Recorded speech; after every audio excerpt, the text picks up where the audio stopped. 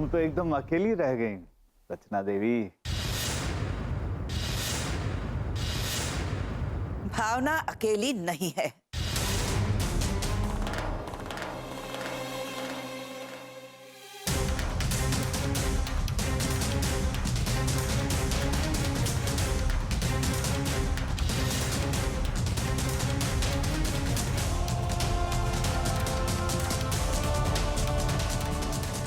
हम उसके साथ हैं। और सत्तू, तू क्या सोच रहा? तू किसके साथ है?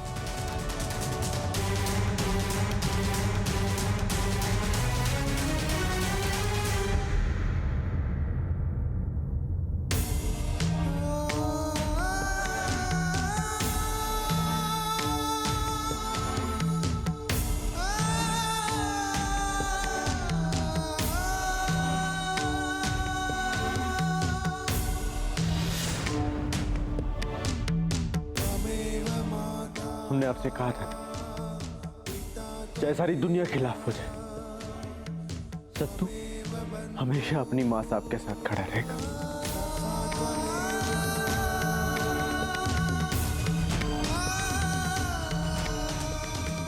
और आज हम अपनी मरी हुई माँ का साथ देंगे।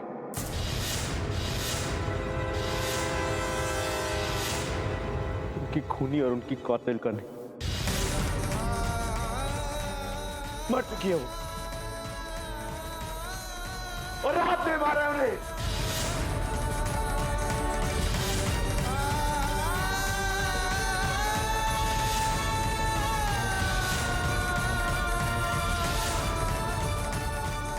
हमारा और आपका रिश्ता खत्म। ना हम आपके बेटे, ना आप हमारी मां से। हमारी मां मर चुकी है।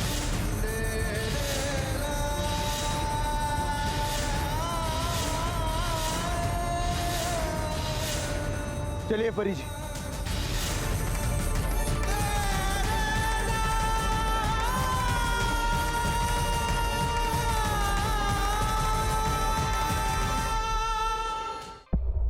जो परत दर परत झूठ से भरी हुई है, हमें ऐसे इंसान के साथ रहना गवारा नहीं जिसका वजूद ही झूठा हो। अरे वो विश्वास ही क्या, जो एक झूठ से डगमगा जाए। और वो झूठ सही जो किसी का विश्वास छलता जाए। विश्वास दिल से होता है, ना कि दिमाग से सत्तू जी। रिश्ते भी दिल से बनते हैं, ना कि दिमाग से परी जी। तो वही तो हम आपको समझाने की कोशिश कर रहे हैं कि माँ साहब की सच्चाई जानने के लिए अपने दिल का इस्तेमाल कीजिए और पापा जी का झूठ पकड़ने के लिए अपने दिमाग का। दिमाग खराब हो गया आपका, जो आप माँ साहब पर आंखें मूंद कर विश्वास करते हैं। चलिए, कम से कम आपने ये तो माना कि माँ साहब पे हमारा विश्वास अड़ेगा। मत कीजिए इतना विश्वास परी जी,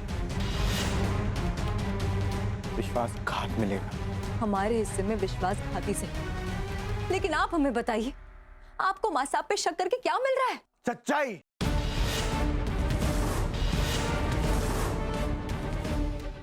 सच क्या है, झूठ क्या है, इसका फैसला वक्त को करने दीजिए। वक्त के फैसले का इंतजार मत कीजिए परी जी, दिल दर्द से भर जाएगा।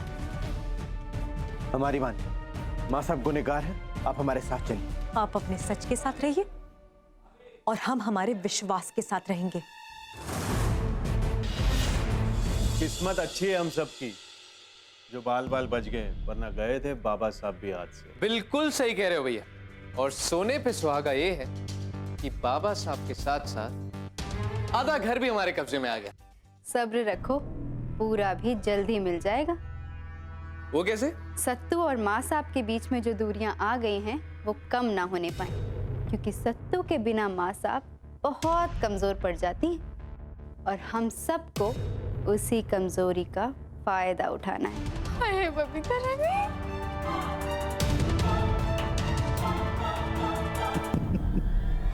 षड्यंत्र तो बहुत अच्छा रच रहे हो। अगर भूल क्यों जाते हो बच्चों कि मैं तुम्हारा बाप हूँ। पूरी जायदाद मिलेगी तो सही, मगर तुम्हें नहीं, मुझे।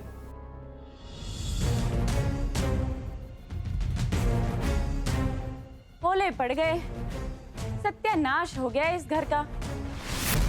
कायदे कानून नाम की तो कोई चीज ही नहीं रही। भाभी आप ऐसे क्यों बात कर रही हैं? परी भाभी, कम से कम आपको परमिशन तो लेनी ही चाहिए थी। कैसी परमिशन? एंट्री की परमिशन। अब इतनी भी भोली मत बनिए परी भाभी, बंटवारे के वक्त आप भी तो वहीं थी। पत्ते झड़ जाएंगे परी बहन, वो क्या है ना, किचन हमारे हिस्से में आए, हाँ नहीं तो।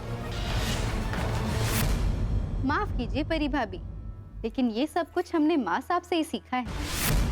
आप लोग होश में तो है या पापा जी ने आपका दिमागी संतुलन बिल्कुल खराब कर दिया है? भला किचन का भी कभी बंटवारा होता है क्या? अब ये तो आपको बंटवारे से पहले सोचना चाहिए था ना परी भाभी। माफ कीजिएगा माँ साहब, पर दद्दू ने जो फैसला लिया है, हम सब उसके खिलाफ तो नहीं जा सकते ना। बताइए हमें, क्या क्या बांटेंगे आप लोग?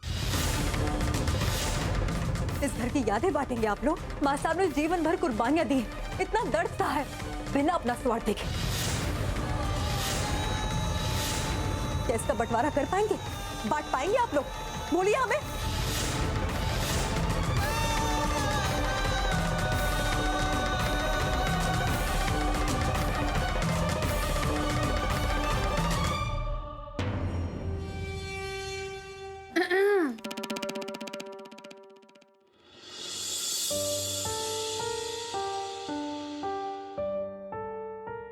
तू मत घबरा परी, इन लोगों की बातों से अपना दिल मत जला।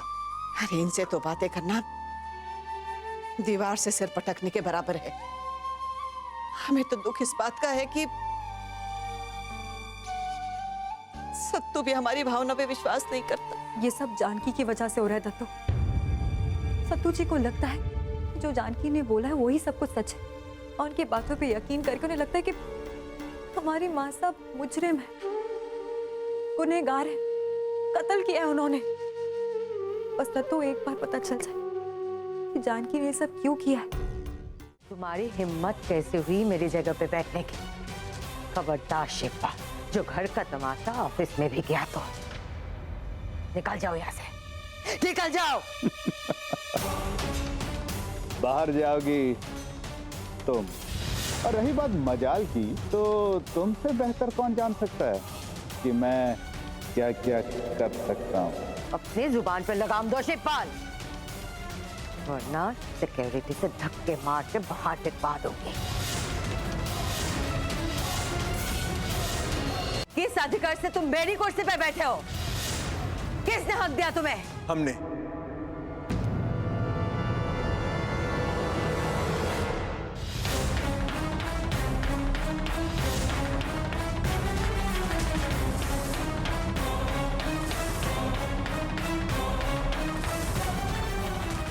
हमने दिया इन्हें इस कुर्सी पे बैठने का हक। आज से ये कुर्सी बाबा साहब की, आपकी नहीं।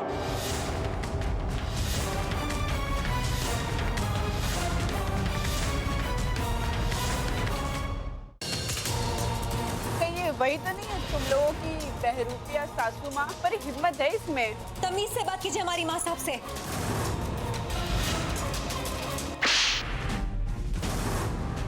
असल में गलती इनकी है। घर आए हुए मेहमान का अपमान नहीं किया जाता इस घर में। माँ साहब, आपको माफी मांगनी होगी।